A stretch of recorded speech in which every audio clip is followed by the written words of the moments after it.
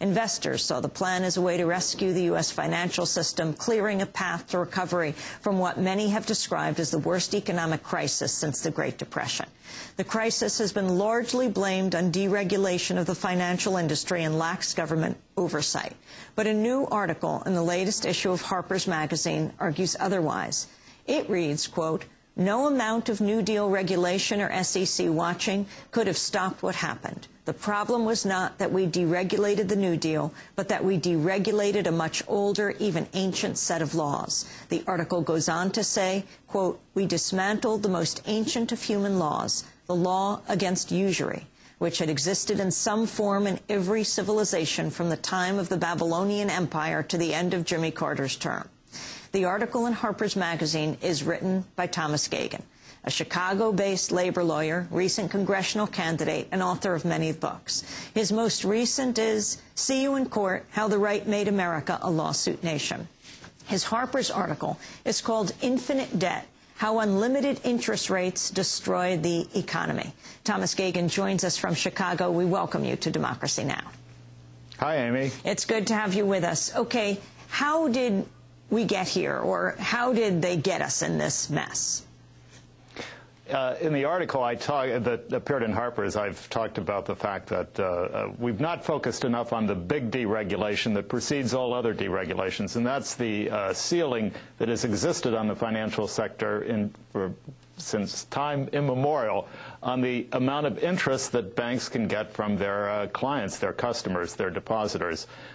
Historically, and even up through movies like It's a Wonderful Life with Frank Capra and Mr. Potter and George Bailey, the interest rates in this country were capped at 8%, 9%.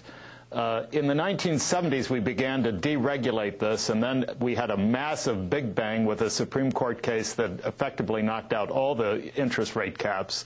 And we have today taken as common that banks can charge 17, 18, 19, 30, 35%, not to mention payday lenders charging 200, 300, 400% in states like Illinois, California.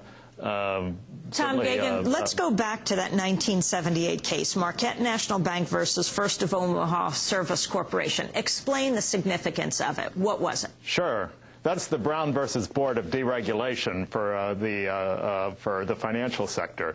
The case, Justice Brennan, of all people opinion, said that banks that operate, out-of-state banks that were subject to the National Banking Act of 1864, signed by President Lincoln in the middle of the Wilderness Campaign, effectively preempted any state regulation capping the interest rates of those banks when they sent their credit cards in from out of state. Now, back in 1864, banks in Delaware weren't operating out in Nebraska or handing out credit cards across the country, and there was no such thing as Visa or MasterCard.